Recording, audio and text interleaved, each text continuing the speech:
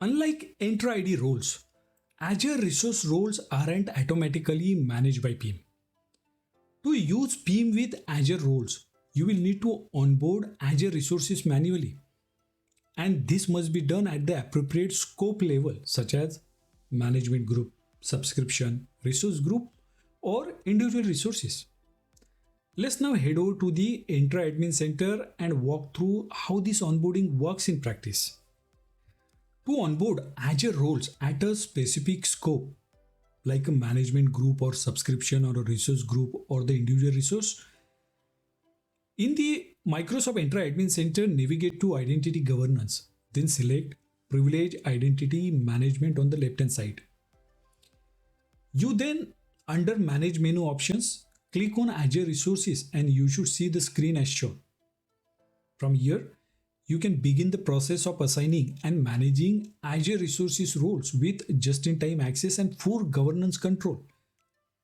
Make sure that you select the scope rightly. In this case, let's select the subscription.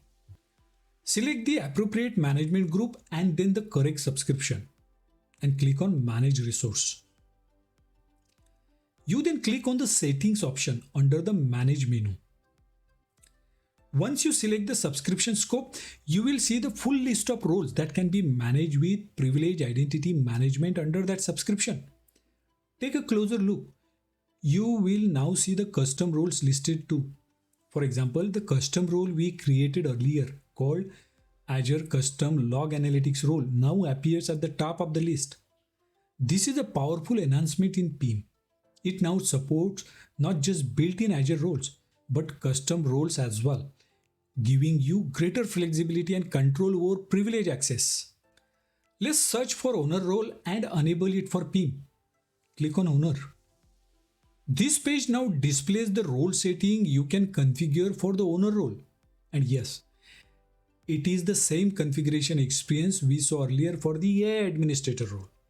So if you like a refresher, feel free to revisit that section of the video. I won't repeat those settings here to avoid duplication. The key takeaway is no matter which role you are configuring, whether owner, AI administrator or any other, the setting, interface and options are consistent. Once you understand how to configure role settings for one, you are equipped to do it for all. Once you updated the role setting, click on the cross in the right top corner and this will take you to the Manage menu again. Now role settings are applied. It's time to the assignment for that role. Click on Assignment options in the Manage menu.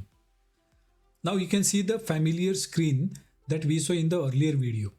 Click on Add Assignments. You select the role as owner because that's the one for which we configured role settings and select Members.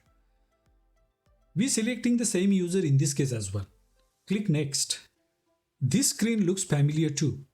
It is the same assignment interface we explored in the earlier video. Here is what you can do on this page. Choose the assignment type. Eligible means user can activate the role when needed. Active means user gets immediate always on access. You can also set a time-bound assignment if needed. It is perfect for temporary or project-based access. For this example, let's keep it as eligible and click Assign.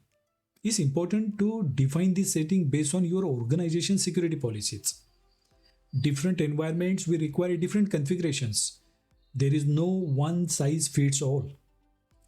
You can now see that Glenn Maxwell listed under eligible assignment for the Azure Security Demo subscription.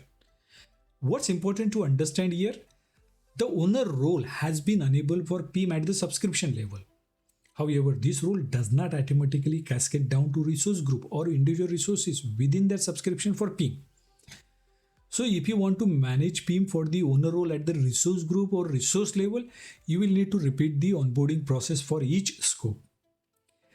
This is exactly why identity administrators often find PIM onboarding to be time consuming. It's crucial to strategically plan which roles need PIM and at what scope levels when it comes to the Azure resources. Hope this gives you a solid understanding of how Azure resources roles and PIM work together and the level of planning required for a secure and scalable implementation.